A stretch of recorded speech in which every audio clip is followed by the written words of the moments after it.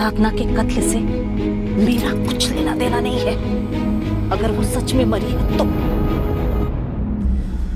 Sir I think घर में ही कुछ हुआ होगा। हाँ, लेकिन किसके घर में? रवि के साधना के? 9 तारीख को भरत दलवी के घर में हुई वारदात के बारे में मैंने जितना पता किया, और भरत दलवी और उसकी वाइफ मानसी ने जो बयान दिया, वो दोनों मैच तो हो रहे हैं। सर ये भरत और मानसी शायद ये दोनों ही झूठ बोल रहे हैं, ऐसा झूठ जो सच लगे। तो क्या रवि की फैमिली भी झूठ बोल रही है? उसके बचपन के 4 दोस्त वो भी झूठ बोल रहे हैं? अगर रवि और साधना का केस रोमियो और जूलियट टाइप का है, दोनों में बराबर का प्यार, दोनों के परिवारों में बराबर का विरोध, तो कुछ तो सुराग दिखने चाहिए थे बच्चों की बगावत के। बतौर सुराग हमारे पास एक फोन कॉल है उस बिल्डर विक्रम वर्तक, पर इतना बिल्कुल काफी नहीं है। तो फिर दोनों हवा कैसे हो गए सोलापुर से? और सिर्फ साधना पंढरपुर के फूल वाले को दिखी और किसी को नहीं दिखी। क्या घुमावदार खबर लेके आया गुरु खबरी? काफी घुमावदार है सर। बोल। पंढरपुर से रिटर्न टिकट आपकी साधना यहाँ सोलापुर में दिखी है। क्या? कब दिखी? किसने देखा? देख गुरु, अब ये मत कह देना कि देखने वाले को याद ही नहीं है कि उसने कब देखा था। सॉरी मैडम, इस बंदे को भी ठीक से याद नहीं कि उसने कब देखा, लेकिन हाँ देखा जरूर है। कौन है वो? यही संभाजी कॉलोनी के पास एक पान वाला है। मैंने तेरे लड़की को बताया था कि ये लड़की मेरे को इधर दिखी थी। और देखने के कितने दिन बाद बोला तूने? जब भी उसने पूछा तभी बताया। मैं थोड़ी पेपर पढ़ता हूँ, मेरे को क्या मालूम ये लड़की गायब हो गई है। अच्छा, देखा कब था? दिन मालूम नहीं, लेकिन दोपहर के टाइम वो ऐसे मेरे सामने से ऐसा फास फास निकल के चली गई।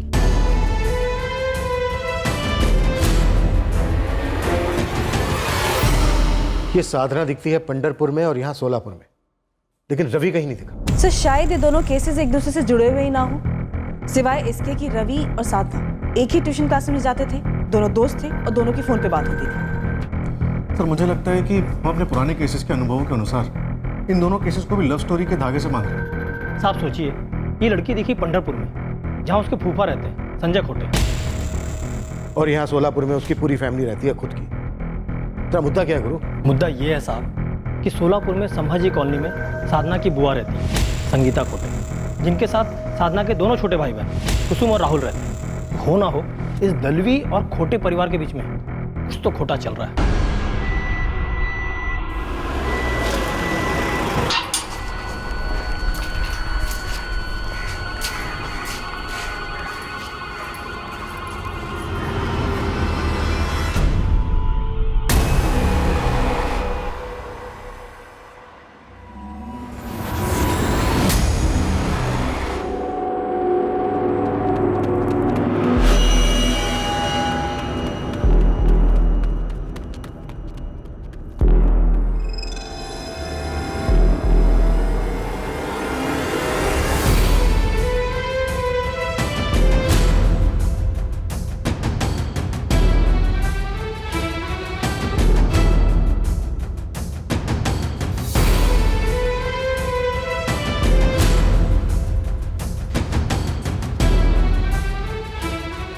भरत, वहां क्या कर रहे हो?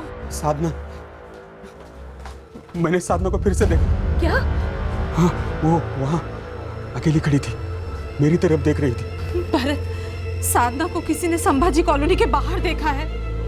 पुलिस संगीता ताई के घर तलाशी ले रही है।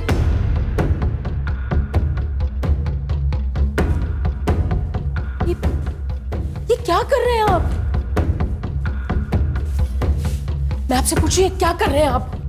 ये क्या कर रही हैं आप? ये कुसुम के कपड़े हैं। आपको क्या लग रहा है मैंने साधना को यहाँ पर छिपा के रखा हुआ है और मेरा भाई वहाँ झूठी कहानियां बुन रहा है, साधना के गायब होने का दावा कर रहा है? संगीता जी, साधना आपके घर के काफी करीब देखी गई है। तो कहाँ है वो?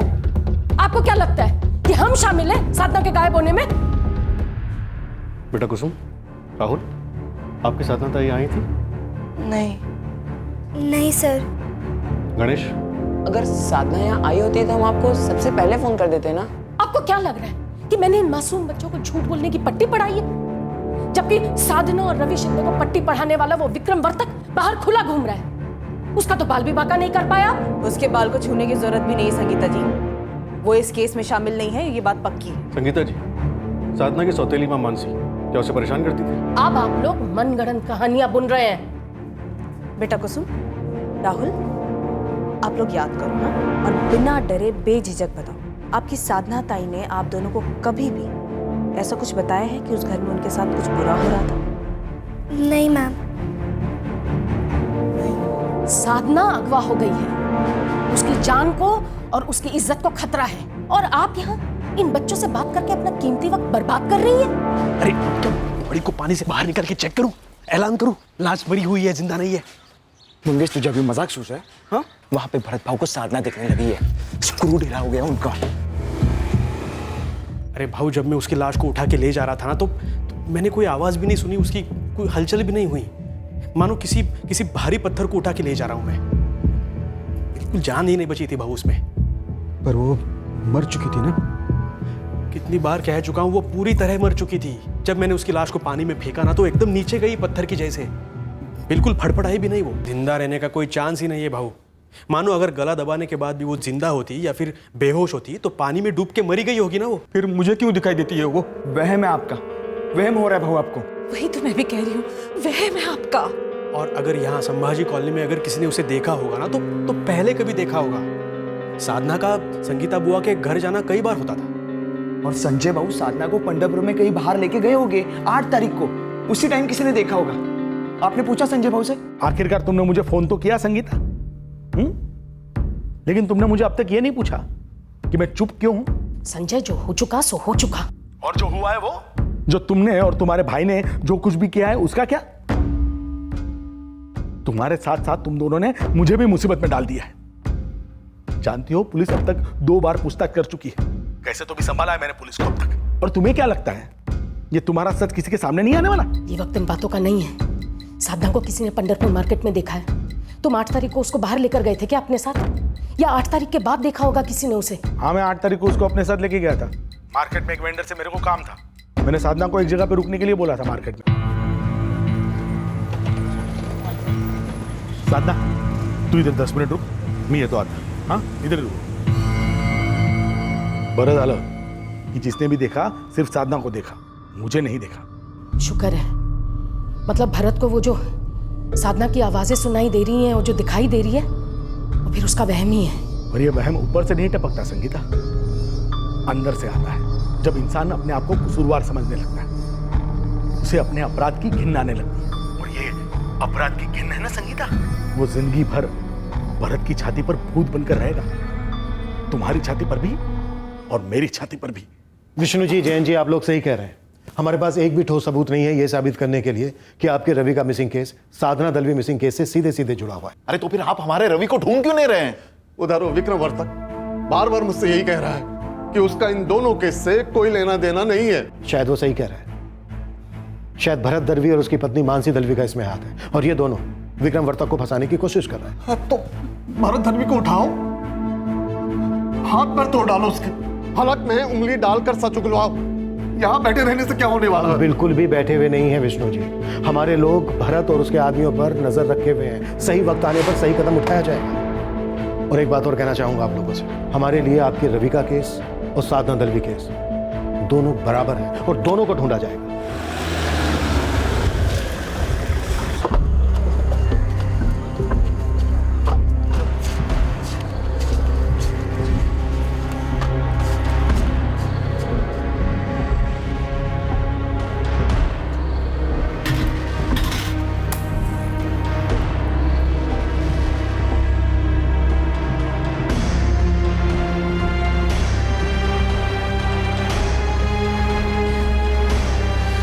रोहित,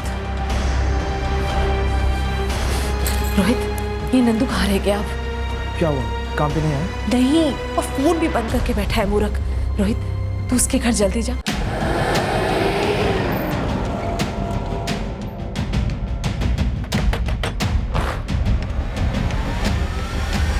नंदू, 9 तारीख को तेरे मालिक भरत दलवी के घर कोई चोरी नहीं हुई थी। नहीं साहब, मैं जब बाजार से घर लौटा तो दरवाजा पहले से खुला हुआ था, सब चीजें बिखरी हुई थी और साधना बेबी भी घर पे नहीं थी। अबे वो तोताराम, हमें वो नहीं सुनना है जो तुझे सिखाया गया बोलने के लिए, हमें वो सुनना है जो सच में हुआ था।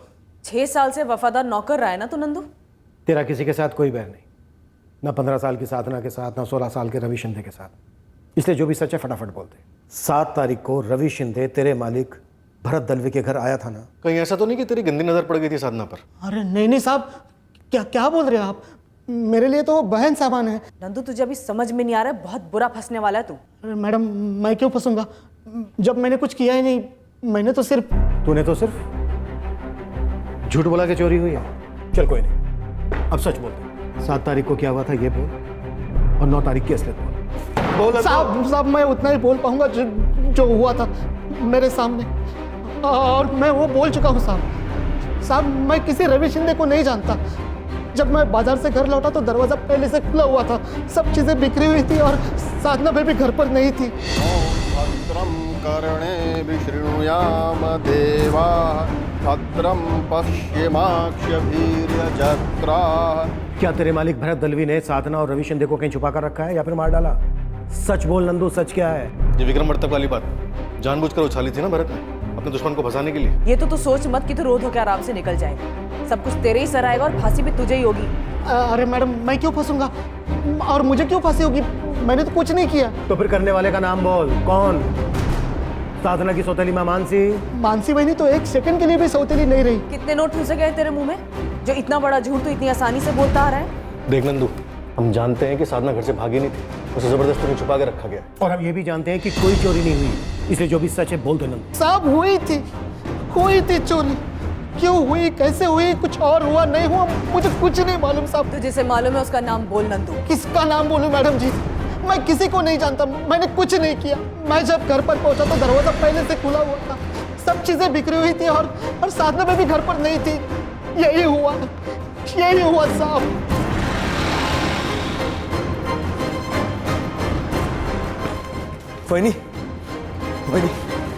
वही नंदू को पुलिस ने उठा लिया। देवा, ताई, मैंने मंगेश को रखा है उसके घर के सामने। आहो, नंदू को पुलिस उठा कर ले गई। सब कुछ रोक दिया उसने, हाँ? सब खत्म। मत बोलो ऐसा कुछ, जो सोचेंगे वही होगा। अच्छा सोचेंगे, अच्छा ही होगा। बहुत मार रहे क्या उसे? पता नहीं, अभी तो वही है वो। सब अच्छा होगा।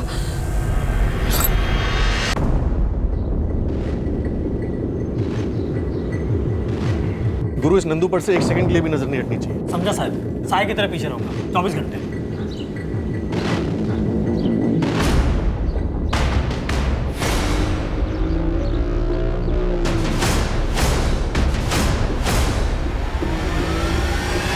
तुम दोनों संभालो अपने आप को। नंदू अपनी जुबान कभी नहीं खोलेगा। क्या ये करना जरूरी था? हाँ? ये करना जरूरी था? तू मुझसे पूछ रहा है ये सब करना जरूरी था या नहीं? तू अपने आप से पूछ। भूल गया क्या महसूस कर रहा था उस वक्त? हद से ज्यादा गुस्सा आ गया था। बस शांत रहे और संभाल अपने आप को। साहब, कुछ गड़बड़ हुई है, बहुत बड़ी गड़बड़। देख गुरु, अभी मत बोलना कि नंदू भाग गया। साहब, भागा है कि नहीं ये तो मालूम नहीं, लेकिन कल पुलिस स्टेशन से निकला है घर के लिए, लेकिन घर पहुंचा ही नहीं।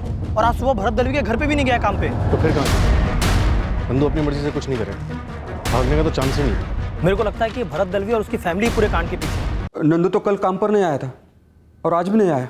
कल शाम से तो हम भी उस तक पहुंचने की कोशिश कर रहे हैं। कल शाम तक तो नंदू हमारे पास था। तो ये आपको पता होना चाहिए कि नंदू कहाँ है, हमसे क्यों पूछ रहे हैं? क्योंकि ये सब आपका क्या करा है। अभी ये हम पर डाल रहे हैं। यहाँ हम इस सोच में है कि कहीं ये सारा कांड नंदू का तो किया कराया नहीं है। सुन भरत, पुलिस आएगी तहकीकात करने, तुझसे सवाल पूछने। यही वक्त है सारा इल्जाम नंदू के ऊपर डाल देना। बोल, क्या कहेगा पुलिस को? बोल दूंगा कुछ भी। काहे बोलते तुम्हें? ताई, मुझे पुलिस से ज्यादा इनसे डर है। कब टूट जाएंगे, कब सारा कुछ कबूल कर लेंगे, कुछ भरोसा नहीं इनका। और कितना और कितना कब सुकून मिलेगा तुझे? ये मैं अपने सुकून के लिए कर रही हूँ। तू क्या करना चाहता है? पुलिस को सच बताना चाहता है? जा बता दे। नंदू ने जुर्म कबूल किया? बोला क्या उसने कुछ? नंदू को हमने एक नया नाम दिया है, तोता, पोपट। और तोता वही बोलता है जो उसे सिखाया जाता है। पर नंदू तोतों से अलग एक इंसान भी, जिसका दिल है, दिमाग है, ऐन मौके पर कुछ भी बोल सकता है। लेकिन अब नंदू बोलने के लिए है नहीं, गायब। नंदू कहाँ है मानसी जी? अब नंदू का गायब होना भी हमारे सर डाल रहे हो? यहाँ बेटी का गम है, उसकी फिक्र है, और आप ये कह रहे हो कि नंदू का हमने कुछ कर दिया?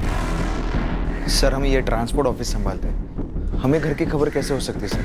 आपने नंदू से पूछताछ की, वो गायब हो गया। अब आप हमारी पूछताछ कर रहे हैं। सब पूरा ऑफिस छान मारो, नंदू कहीं नहीं। मैम, वो यहाँ था ही नहीं तो कैसे मिलेगा? तो फिर कहाँ है उसका ठिकाना? कहाँ छुपाया उसे?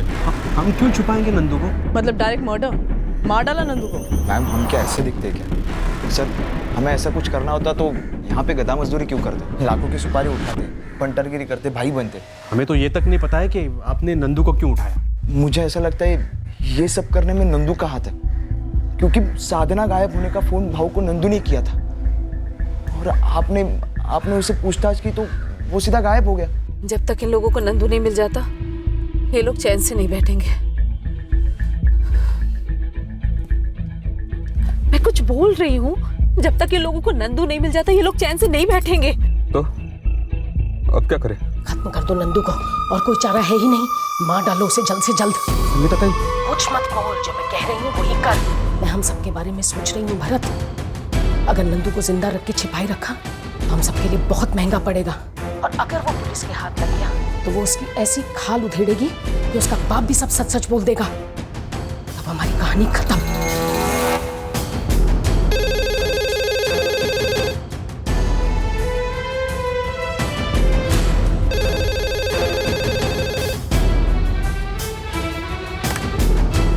हेलो, मैं रोहित बोलते। मैंने लैंडलाइन पे फोन क्यों किया मालूम है ना? क्यों रोहित? क्योंकि पुलिस की नजर में आ चुके हैं। मेरे ऊपर, मंगेश के ऊपर पुलिस की नजर है। शायद उन्होंने हमारा मोबाइल फोन टैप किया हो। इसलिए रोहित अभी कभी नंदू को मारकर कहीं दफना दो। कैसे भाऊ, कैसे? बाहर कौन पुलिस का बंदा है कौन नहीं है यही नहीं पता चल रहा है हमें, लेकिन उनके बंदे आसपास जरूर है। भाऊ मेरी बात मानो, अभी कुछ करने में बहुत खतरा है। सबसे बड़ा खतरा नंदू को जिंदा रखने में है, वही सबसे बड़ा खतरा है। भाऊ मेरी बात मानिए, 1-2 दिन जाने दीजिए प्लीज। और अगर उससे पहले पुलिस ने उसे ढूंढ लिया तो हम लोग तो गए काम से। पर भाऊ नंदू जब थाने से निकला था तब मंगेश उसे मिला था। उसी समय आप बताते ना तो उसी के उसी टाइम उसे मार देते। अब लेट हो चुका है भाऊ। लेट बेट कुछ नहीं, कुछ कर रोहित, कुछ कर।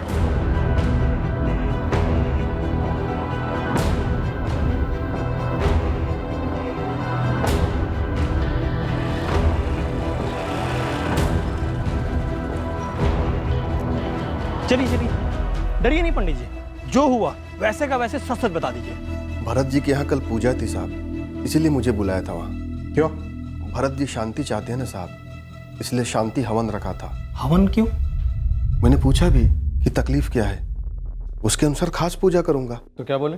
भरत जी को बहुत बुरे बुरे सपने आ रहे हैं, ऐसा खुद बोले। और इन सपनों को दूर करने के लिए भरत दलवी ने अपने घर पर हवन और शांति पूजा करवाई। जी साहब, और मैंने बार बार उनसे पूछा कि किस किस्म के बुरे सपने आते हैं, वो कुछ बता ही नहीं रहे थे। देखिए पंडित जी, मेरे छोटे भाई को लगता है कि घर में कोई प्रेतात्मा है। प्रेतात्मा?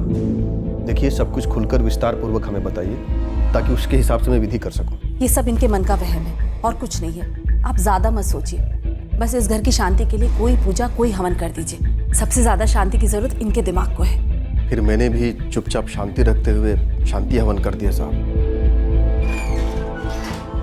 साहब, ये प्रेतात्मा वेतात्मा सब बकवास है। ये जो वहम हो रहा है ना भरत दलवी को, उसे अपने किए का कहीं ना कहीं पछतावा हो रहा है, डर रहा है वो। सर दोनों पति पत्नी को तोड़ते, सब उगलते। शायद ना उगले, काफी घंटे की खाल वाली फैमिली लगती है। इतने दिन तक ढोंग करते रहे, हमसे इतना कुछ छुपा कर रखा। अब एक बात तो तय, साधना दलवी और रवि शिंदे, इन दोनों के केसेस जुड़े हुए। जो लोग इतने शातिर तरीके से इतने दिनों तक बातें छुपा सकते हैं, वो 7 और 9 तारीख के बीच में प्लानिंग भी खूब कर सकते हैं। हाँ जावेद बोल। गुरु भाई, ये रोहित दलवी तो बड़ा सियाना निकला, मेरे को टोपी बना दिया। बात क्या है ये बता। ट्रांसपोर्ट ऑफिस से निकला, उसके पीछे पीछे मैं निकला। उसको शायद पहले से पता था कि मैं उसका पीछा कर रहा हूँ। गेम खेल गया साला। साला ढाबे में घुसा, उसका इंतजार करता रहा, लेकिन वो बाहर निकला ही नहीं। उसका गाड़ी भी यही पड़ा है, पक्का पीछे से भाग गया होगा। मेरे को लगता है ये वही गया होगा जहाँ उन्होंने नंदू को छुपा के रखा होगा। मेरे को लगता है ये दलवी परिवार ने अपनी बेटी के साथ कुछ किया होगा, और शायद रवि शिंदे के साथ भी। ये नंदू जानता होगा, इसलिए उसे रास्ते से हटाने की कोशिश करेंगे।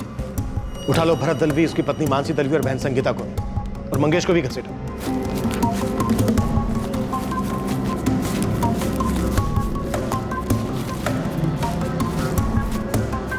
अब हमारे एक नौकर कहाँ है, उसके लिए भी आप हमें परेशान कर रहे हैं। ये ठीक नहीं है सर, ये नहीं चलेगा।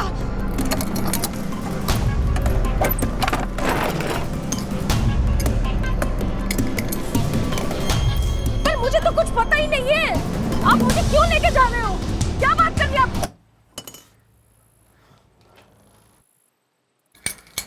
रोहित भाऊ मुझे यहाँ से भाग जाने दो। आई शपथ मैं वापस कभी नहीं लौटूंगा। इसलिए तो मैं आया हूँ तुझे दूर भेजने, जहाँ से तू कभी वापस नहीं आएगा।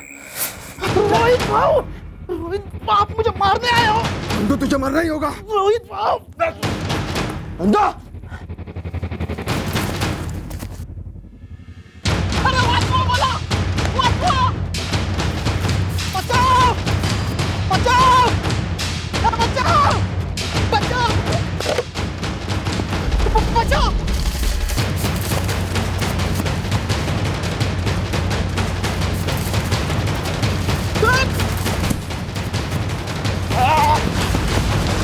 देखिए, आप जबरदस्ती जो हमसे बुलवाना चाहते हैं हम कभी नहीं बोलेंगे। नंदू तो आपके हाथ में था, आपकी नाक के नीचे। आप हमसे क्यों पूछ रहे हैं कि वो कहाँ है? मैं बताता हूं नंदू कहाँ है। वो वही है ना जहां रोहित गया है नंदू का कत्ल करने। भरत, एक और कत्ल, मतलब एक और प्रेत आत्मा सताएगी। इतना बोझ झेल नहीं पाओगे भरत, इसलिए कह रहा हूं फटाफट बता दो नंदू कहाँ है, रोहित कहाँ गया है उसका कत्ल कर। और एक बात याद रखो तुम तीनों, इस बार कोई हवन या फिर शांति पूजा नहीं होगी। इस बार सिर्फ लाठी पूजा होगी तुम तीनों की। मारो मुझे, मारो, जितना मारना है मारो, लेकिन मुझे कुछ पता ही नहीं, तुम्हें क्या बोल पाऊंगा। तुझे पता है मंगेश, तुझे सब पता है। साहब, नंदू की खबर आई है, सूर्य साहब का फोन है। हाँ सर, बोलो, पता चला नंदू का? हाँ, यही सोलापुर के बाहर खेतों के पास मिला। रोहित उसे छुरे से मारने के लिए भाग रहा था। खेत में काम कर रहे मजदूरों ने नंदू को बचा लिया, लेकिन रोहित भाग निकला। लगता है अब रवि और साधना की कहानी का पूरा खुलासा होगा। हम नंदू को छुएंगे तक नहीं।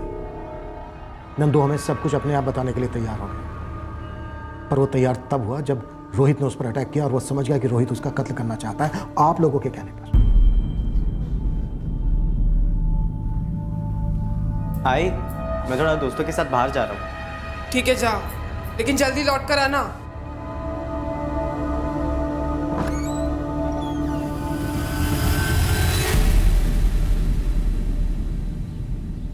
रवि शिंदे और साधना दलवी ने भरत दलवी के घर मिलने का प्लान कब बनाया ये कोई नहीं जानता और शायद कभी कोई नहीं जानेगा।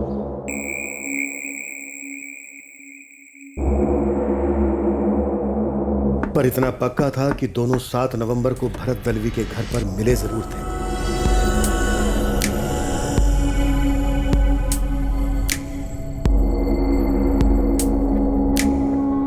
साधना को पता था कि उस दिन शाम 6:30 बजे के पहले उसके माँ बाप घर नहीं लौटने वाले। साधना और रवि ने शायद मिलके कोई प्लान बनाया होगा, पर दुर्भाग्यवश जो हुआ वो उन्होंने सोचा भी नहीं होगा। साधना बेबी, साधना बेबी,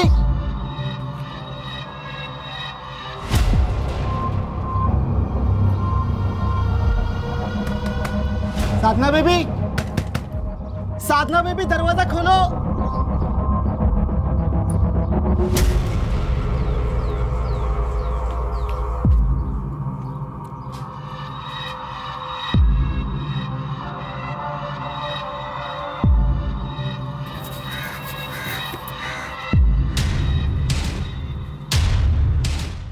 साधना बेबी को इस तरह बिस्तर पर देखा उस लड़के के साथ, मालिक को बताना तो मेरा फर्ज था। क्या पक रहा है नंदू? मैं क्या बोलूं भाऊ, मैंने खुद अपनी आंखों से देखा वो दोनों अंदर, मतलब बिस्तर पर है।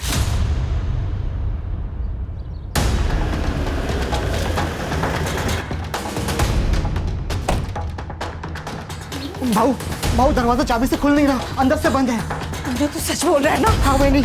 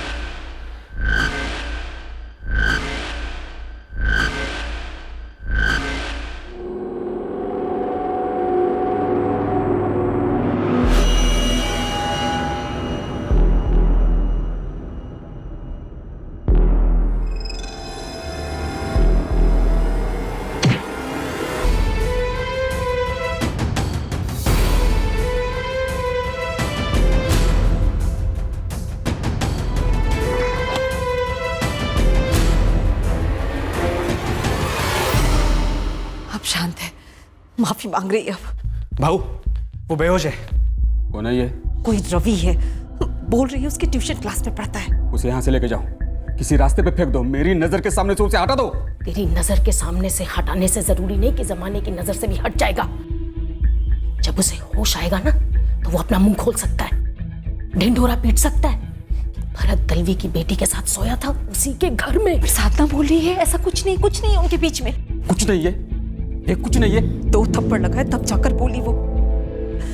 पहल उसी की तरफ से हुई है ताई, क्योंकि ये लड़का उसे पसंद था, तो उसका मन कर रहा था, तब उसने बुलाया इस लड़के को। ये सब गंदा काम। फिर तो और भी खतरा है हमें उस लड़के से। वो तो हम सबको बदनाम करेगा, साधना को, तुम्हें, हमें, और बिरादरी में हमारी क्या इज्जत रह जाएगी भरत? तो मैं क्या करूं ताई, मैं क्या करूं? लड़की बेशरम, वो लड़का बेशरम, दोनों ने मिलके ये क्या कर दिया? लड़का बोलेगा, ये लड़का बाहर जाकर सारी दुनिया में बोलेगा। नहीं बोलेगा, कुछ नहीं बोलेगा। मैं तो कहती हूं खत्म कर दो इसे। संगीता ताई, खत्म कर दो इसे।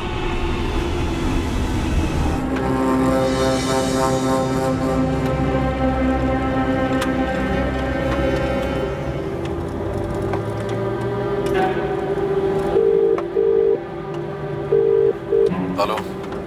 हेलो, कौन बोलते? अरे भाई फोन तुमने मिला है, तुम बताओ कौन बोल रहे हो? एक अर्जेंट काम था आपसे। इधर की संग। जी सर। अपना नाम तो बताओ। अरे कौन है, क्या काम है? हाँ, नंबर तो सही लगा है ना? हाँ, 4490231112। हाँ, नंबर तो बराबर है, किसी से गलत नंबर लिया होगा। लेकिन आपका नाम तो बताओ। ए चल फोन रख, दिमाग मत चट। 15 साल की बेटी थी मेरी, सिर्फ 15 साल, और ऐसे बिस्तर पर, सारे कपड़े जमीन पर। देखते ही सुन पड़ गया था मैं। वो लड़का हमारे खानदान का नाम बर्बाद कर सकता था सर। पहले खानदान की इज्जत वगैरह वगैरह के नाम पर रवि शिंदे को मार डाला, फिर सोचा कि एक तीर से 2 निशाने लगाते हैं, और रवि शिंदे के फोन से विक्रम वर्ता को फोन लगाकर उसको फंसाया। तुम लोग कोई पीड़ित नहीं हो, तुम लोगों ने गुस्से में या हड़बड़ाहट में आकर मर्डर नहीं किए, बल्कि बहुत सोच समझ कर मर्डर किए। तुम लोग शातिर मुजरिम हो, बेरहम और बेहद चालाक।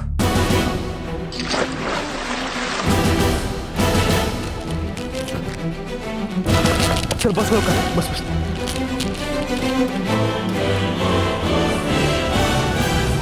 हमने साधना को बताया नहीं था कि हमने रवि को मार दिया है।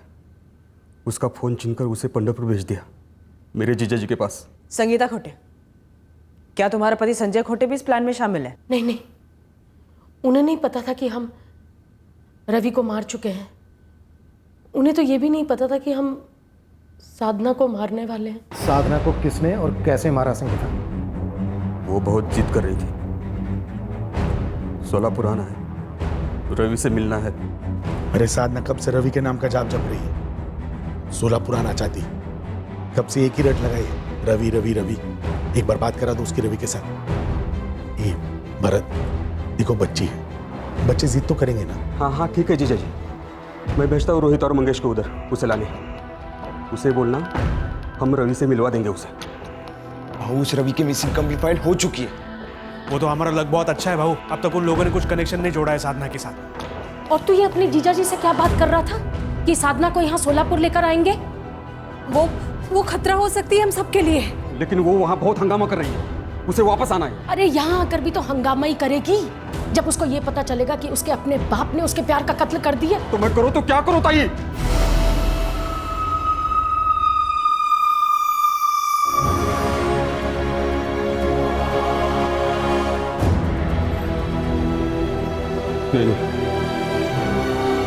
मेरी बेटी है वो नहीं है। अरे कुसुम और राहुल भी तो तेरा ही खून है, तेरे बच्चे हैं ना, उनके बारे में कुछ सोच भरत। और जब साधना वापस आएगी ना तो वो जरूर अपना मुंह खोलेगी और हम सब सलामत के पीछे होंगे। कोई बड़ी बात नहीं है, ये हम सबको फांसी भी लग जाए। मुझे अपनी गलती का एहसास है। मुझे उस लड़के को नहीं मारना चाहिए, मेरी बेटी को नहीं मारना चाहिए। कत्ल को गलती कह रहे हो, दो बच्चों के कत्ल को, और गलती का एहसास कैसे जता रहे हो? एक शातिर साजिश रचकर घर में चोरी का ड्रामा करना, विक्रम वर्तक को फंसाना, नंदू को मारने की कोशिश करना। ये किस एंगल से पछतावा है भरत दलवी?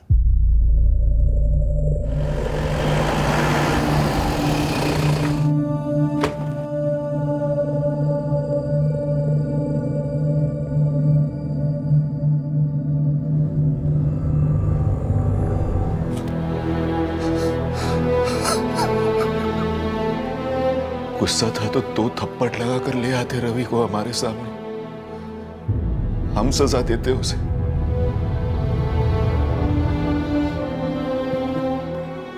मार डाला मेरे भाई को, सच में मार डाला कमीनों ने। हाँ मनीष, 7 तारीख को इन्होंने रवि को मार दिया था। गलतियां बच्चे ही तो करते, बच्चा ही तो था हमारा रवि, और उनकी बेटी भी तो बच्ची ही है ना। उन्होंने अपनी बेटी साधना को भी मार डाला विष्णु जी। कहाँ है हमारा रवि?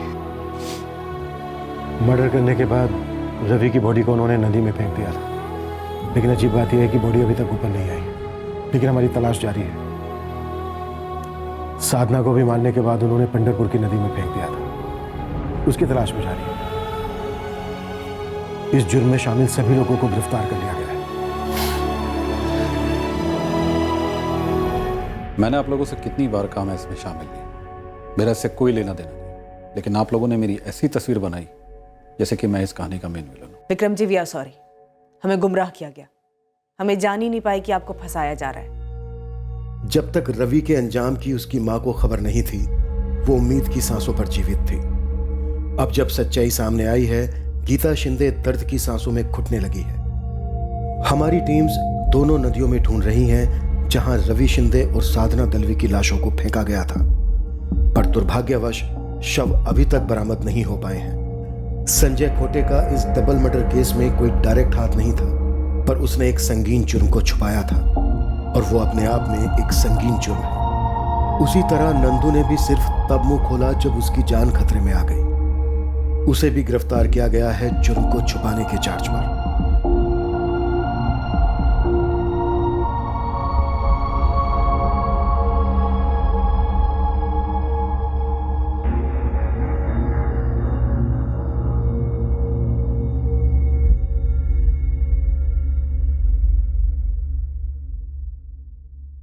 बच्चे गलतियां करते हैं, पर उनकी नज़र में गलती तभी गलती होती है जब उन्हें एहसास होता है कि उनसे गलती हुई है। यह दरअसल हम बड़ों पर भी लागू होता है। हम अंदर से गलती तब तक स्वीकार नहीं करते जब तक उस गलती का एहसास नहीं होता। रवि और साधना 16 और 15 साल के थे, कुमार अवस्था में थे, जहां शरीर में बदलते हार्मोन्स की सुनामी चल रही होती है। अक्सर कहा जाता है बच्चों को नए बदलते ज़माने में काउंसलिंग की ज़रूरत है ताकि वो अपने मसलों का हल निकाल सके। हमें लगता है सिर्फ बच्चों को ही नहीं, बल्कि हम बड़ों को भी नए बदलते ज़माने के सुरताल में चलने के लिए काउंसलिंग की ज़रूरत है। पुरानी सोच, पुरानी रिवायतें, पुराने हल हर बारी सही नहीं होते। और सबसे अहम बात यह है कि ऐसा कोई पाप नहीं जिसका प्रायश्चित नहीं, ऐसी कोई गलती नहीं जिसका सुधार नहीं। संगीन जुर्मों को भी न्याय प्रक्रिया संतुलित करती है, पर जब कोई हत्या करता है तब उसका परिणाम ज़्यादातर एक अंधी गली होती है। फिर न्याय की प्रक्रिया द्वारा गलती को जितना भी सुधारा जाए, उस गली का अंधेरा कम नहीं होता। कल रात फिर मिलेंगे एक नए केस के साथ क्राइम पेट्रोल सतर्क में। जय हिंद।